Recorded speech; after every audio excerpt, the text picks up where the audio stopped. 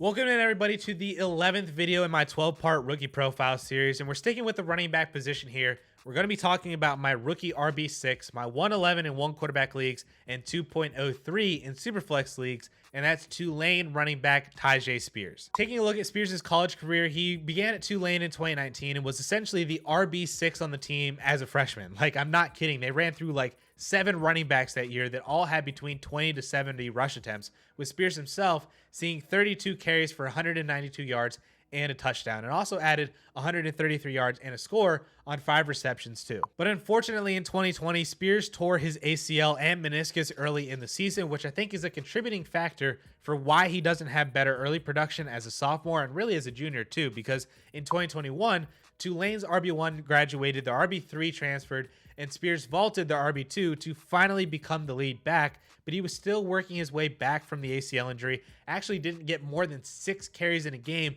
for the first 6 weeks of the season, but over the second half of the season, that's when Spears really broke out, ended up finishing the year with 863 yards and 9 touchdowns on 129 carries, plus 145 yards on 19 receptions. But Spears wasn't done, because in 2022, as a senior, finally being healthy enough to get a workhorse role over an entire season, he totaled 229 carries for almost 1,600 yards and 19 touchdowns, plus an extra 250 and 2 on 22 receptions through the air. His game log this season is even more ridiculous. 9 100-yard games, including 8 straight to end the season, 5 of which were actually 150-plus yard games. And it wasn't all against measly AAC competition. His last 3 games actually were all against top 25 opponents, and in those games, he rushed for almost 600 yards and 7 touchdowns total, including 204 against USC in the Cotton Bowl. Just an insane way to end your college career. So moving over to the analytics, let me remind you of my 10 marker system for evaluating running back prospects, which is just a series of baselines that I want players to hit based on what previously successful players in the NFL had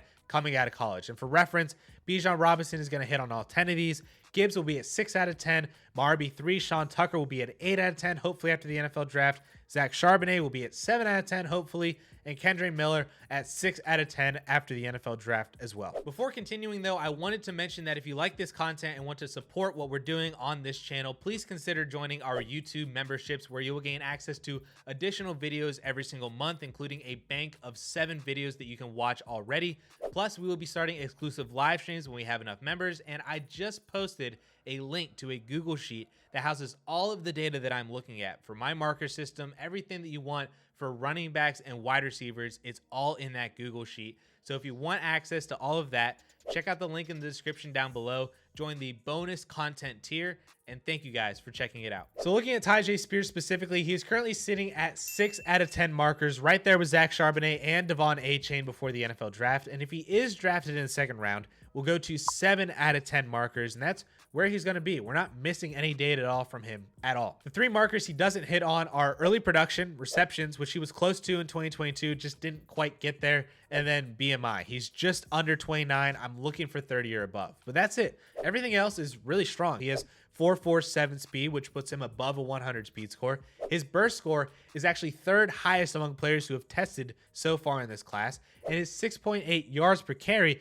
is also 3rd highest in the class, behind Dwayne McBride and Zach Evans. Everything about Spears right now just shows a really good prospect, and somebody who honestly should be a top 5 guy in most other running back classes. It just so happens that 2023 is a really good class, so he's here at RB6. But honestly, there's a world where he moves up to my RB4 post-draft. If he is a second round pick and Sean Tucker and Kendre Miller fall outside the top 100, which isn't really that unlikely, then Spears moves up and will be my RB4 behind Zach Charbonnet. And that's really a point that I want to make sure I get across in this video, is that while I have preferences now before the draft, I'm really ready to let the NFL tell me how these guys should be ranked. I mentioned that in my Kendre Miller video, that I don't really have a pulse on draft capital for basically every running back after Bijan and Jahmyr Gibbs. So if the NFL tells me that I should prefer this guy over the other, or prefer that guy over this guy, then I'm going to pay attention. I'm going to listen. But as of right now, Spears is my RB6 pre-draft, and I am very excited about it. His size is kind of concerning because he's only 2 pounds heavier than Jahmyr Gibbs, and that places him in like this weird nebulous of potential roles at the NFL level, from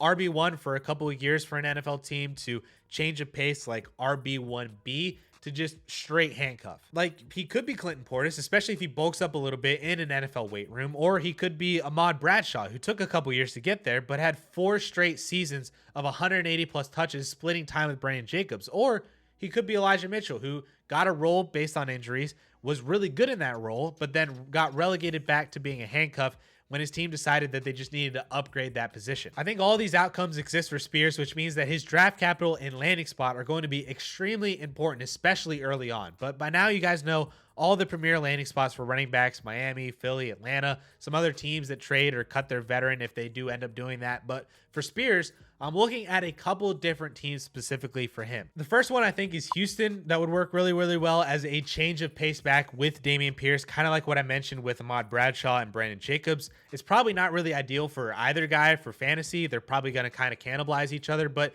in a world where a lot of backfields are heading towards 1A, 1B splits, Houston fits that really nicely and probably better than a lot of other teams out there. I think Cleveland is another team where he could be a really, really good fit as that second option to Nick Chubb, like what they've had with Kareem Hunt in the past, and what I hope is a more explosive offense with Deshaun Watson shaking the rust off this summer.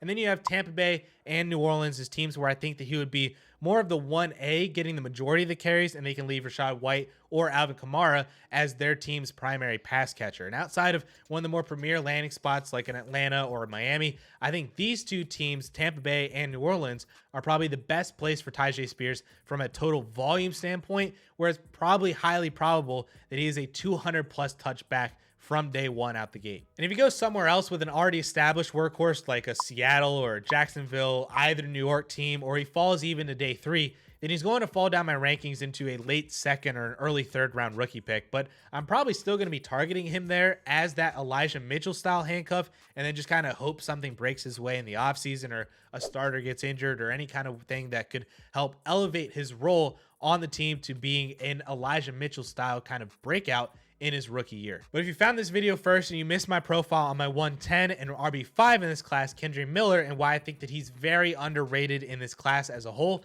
then you can watch that video right up here.